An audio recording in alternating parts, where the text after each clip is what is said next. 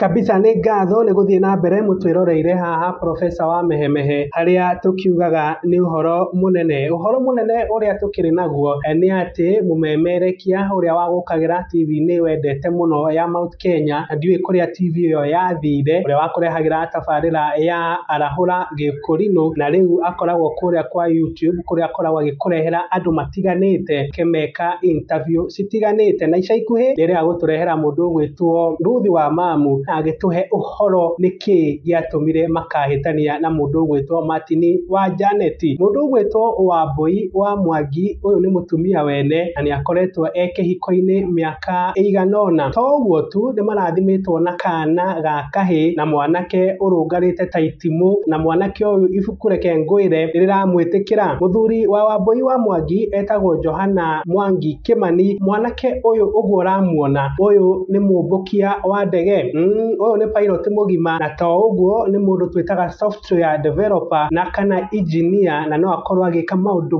maingĩ ma IT.